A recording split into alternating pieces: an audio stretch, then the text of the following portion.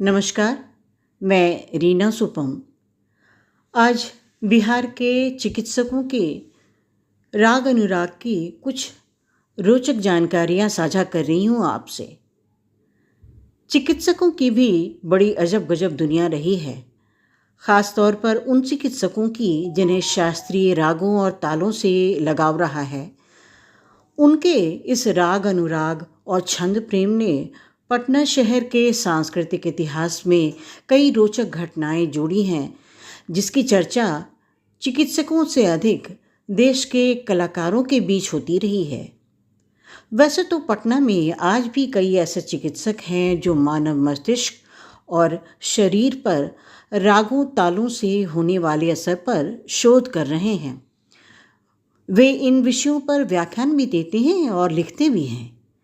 लेकिन शहर में कुछ दशकों पहले ही कई ऐसे चिकित्सक भी रहे हैं जो केवल संगीत रसिक और शोधकर्ता ही नहीं, बल्कि वे स्वयं कलाकार भी थे। मरीजों का इलाज करने के साथ साथ वे राग संगीत का अभ्यास भी किया करते थे। बुजुर्गों का कहना है कि ये सभी अपनी विशिष्ट मेधा के लिए चिकित्सा के क्षेत्र में तो महत्वपूर्ण हस्तियां थे ही, बल्कि उनके कई शिष्य उनकी चिकित्सा प्रणाली का लोहा आज भी मानते हैं। लेकिन कलाकारों की दुनिया में भी उनकी उतनी ही अहमियत रही। दरअसल इलाज और दवा सेवा के साथ साथ राग तालों की दुनिया को जो मजबूत सहारा उन्होंने दिया था, उसकी कमी कला और कलाकारों की दुनिया अभी तक महसूस कर रही है।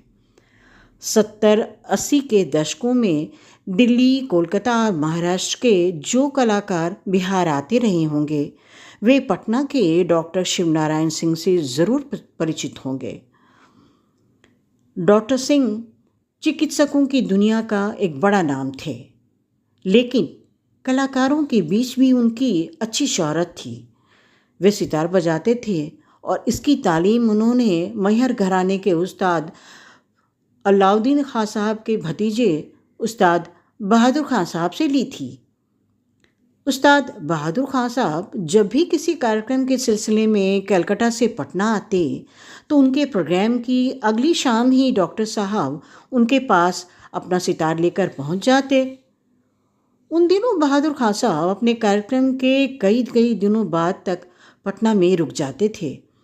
कभी शहर के किसी संगीत मर्मज्ञ के घर बैठकी हो जाती, तो कभी कोई संगीत सभा, या फिर कभी पटना के सब्जी बाग मोड़ स्थित बिरला मंदिर में देवताओं के सामने राग सेवा का आयोजन भी होता।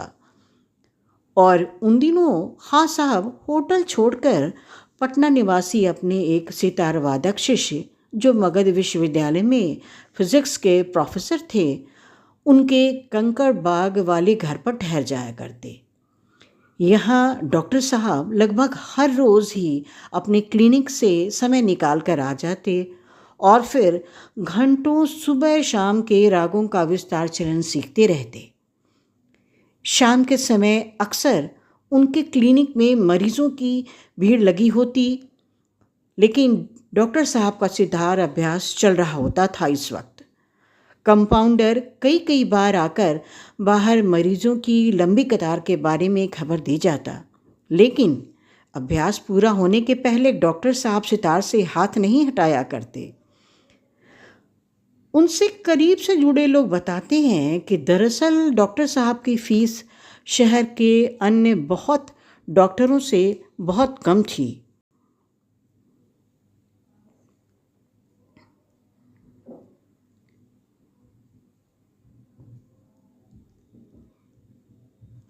और वे दवाइयाँ भी बहुत कम लिखते थे, लेकिन सक्सेस रेट काफ़ी ऊंचा था। अतः मरीज भीड़ तो उमड़नी ही थी।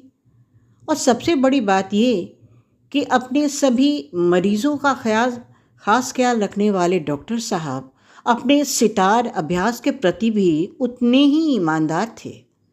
इतना ही नहीं, पटना में हो रहे हर संगीत समारोह में वे शामिल होते।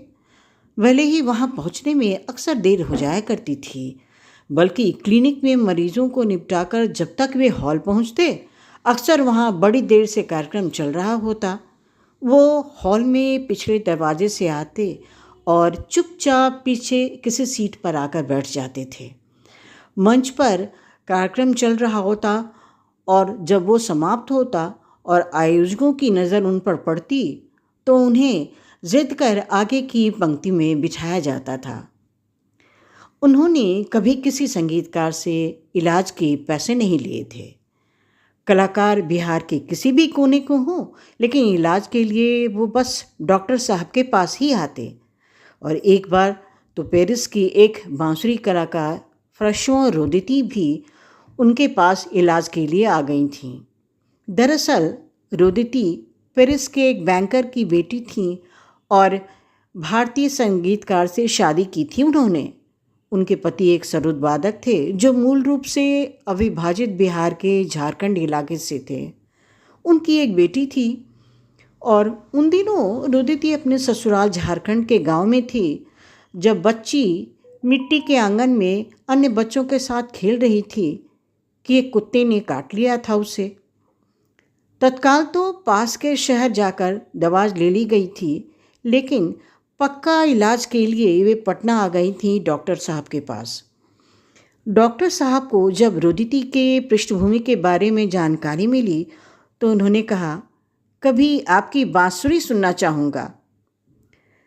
बाद में पटना के कुछ संगीत प्रेमियों ने डॉक्टर शिवनारायण सिंह के सितार और फ्रांसुआ रोदेती के बांसुरी की जुगलबंदी कार्यक्रम की सोची थी, लेकिन ये हो नहीं सका। दरअसल रोदेती को निजी कारणवश पेरिस लौटना पड़ा था।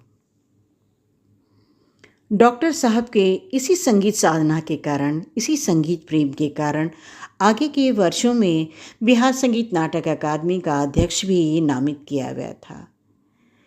ऐसे ही एक अन्य नेत्र चिकित्सक थे डॉक्टर शारदा प्रसाद, और वे भी अपने संगीत प्रेम के लिए भी बहुत ही चर्चित रहे थे। सरोद वादक उस्ताद बहादुर खां साहब से उनका विशेष लगाव था। एक बार पटना के इंडियन मेडिकल एसोसिएशन हॉल में खां साहब का एक कार्य सरोद वादन हो रहा था। सामने की पंक्ति में ही डॉक्टर शारदा प्रसाद भी बैठे थे। सरोद वादन अपने समापन की ओर बढ़ रहा था।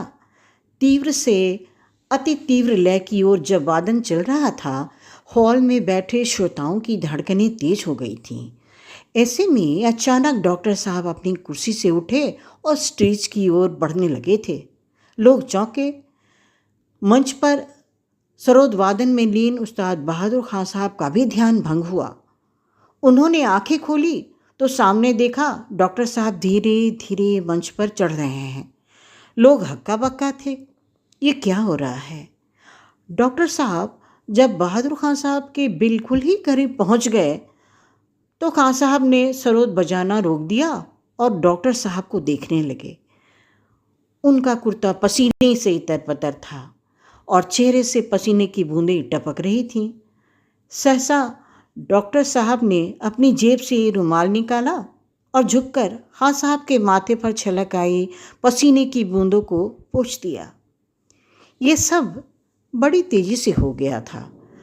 खां साहब डॉक्टर साहब के इस स्नेह के आगे नतमस्तक थे और हॉल तालियों की गड़गड़ाहट से गूंज रहा था। ऐसा ही था उनका लगाव इस सरोद वादक थे। और साथ ही डॉक्टर नवल बाबू के संगीत प्रेम ने तो कुछ और ही कमाल कर दिया था। वे बिहार के औरंगाबाद के एक रईस खानदान से थे। चिकित्सा उनका पेशा था, लेकिन हारमोनियम बजाना और ठुमरी गायन उनके जीवन की धुरी थी।